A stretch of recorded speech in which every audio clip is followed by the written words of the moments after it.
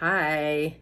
So when my coaching clients come to see me, they are usually in some state of stress, whether they realize it or not. I don't mean that they come in all the time, in this, super state of stress, but they're stressed because they're coming from a place usually of dysregulation, which means that they're in urgency or trying to solve problems. They're in some kind of fight or flight. They're busy.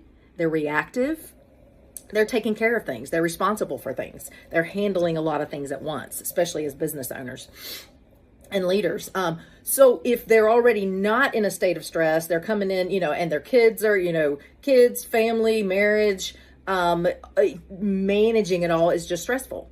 So if they're not already in that place of stress, with which most of them are in some capacity, when we start talking about the challenges they want solved or resolved, or the problem that they want solved that day, because coaching is a very solution focused, moving forward. Let's identify the challenge. Let's identify the struggle that we're having. Let's move from struggle into and out of survival and struggle into thriving, into optimal performance, into let's resolve this and achieve the goal that you really want. Change your state, create a solution for this problem, shift your mindset, shift your perspective about something. So those are all it's solution focused. We do the deeper work in coaching too, and it's very heart-centered, but it's very solution focused. And so we get incredible results. We get powerful transformation in my coaching clients, in my coaching, in coaching itself. But if they're already not in a state of stress when they come in, when they start to talk about the challenges that they're having and the way that they feel about it, it produces a sense of stress. And so one of the things that's really super important for me to teach and do with my clients, and I do this myself every day, and just finished my practice a few minutes ago. Sometimes I do it several times a day, is a practice called centering. And I'll tell you why. And I'll tell you what centering is. Because when we center, we bring our scattered pieces of ourselves. We bring all the energy that we've scattered all over in trying to solve problems, in being in a state of fight or flight, in being in dysregulation, in being in a state of fear, anxiety, overwhelm, exhaustion. And we bring all those pieces back in, and we bring our energy back from scattered into centered. And sometimes we ground. Sometimes we, and calm our energy. Sometimes we collect ourselves, whatever we need to do. But the centering practice allows the client initially, right away, to immediately feel better, to have better relationships, to relate better to themselves, to relate better to their problem, to the struggle, the challenge. It provides better functionality and more productivity.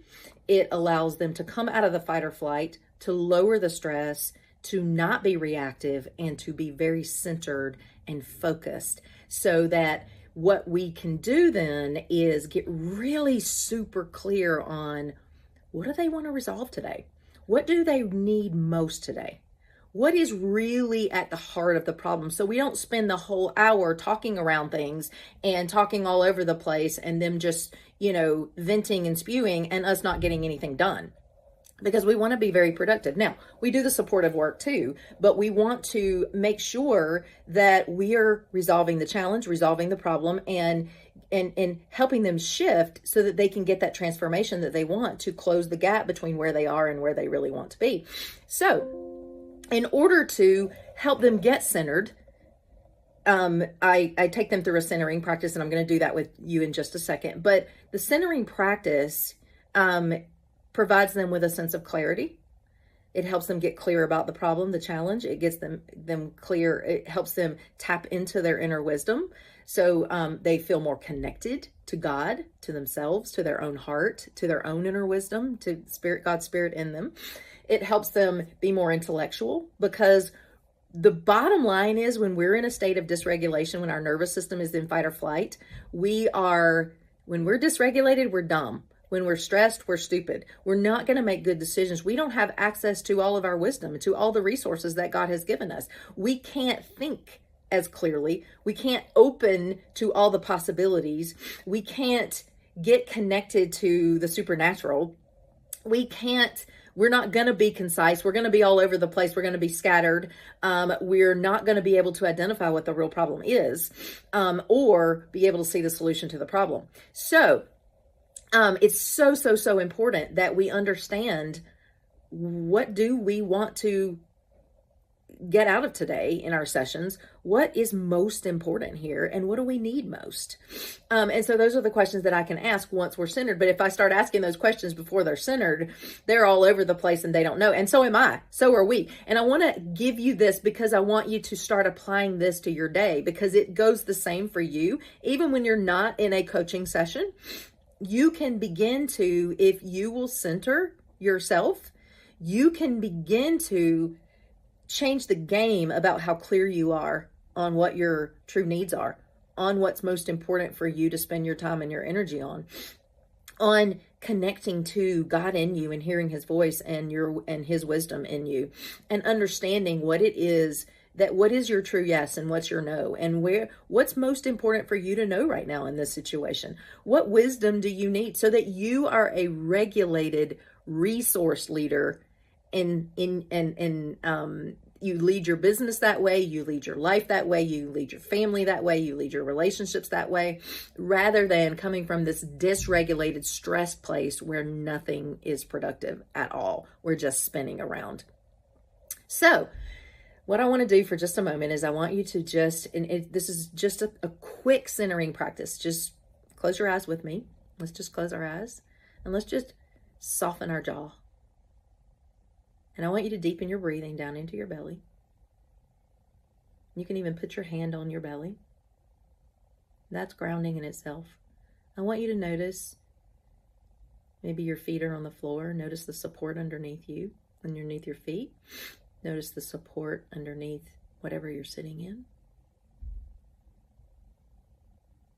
Bring your scattered pieces of you back in. Deepen your breathing down into your belly. Soften that jaw.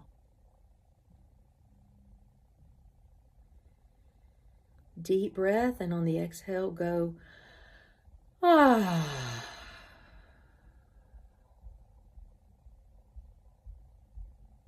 And just allow yourself to come back into your body, to connect, to center, to ground.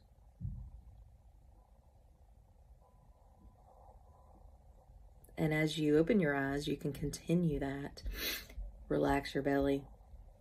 As you open your eyes, I want you to start opening your eyes and open them, and so notice, so you can see the peripheral. Sometimes when we have our head down and we're so focused, we can't open ourselves to all the possibilities. So open up your eyes to the peripheral.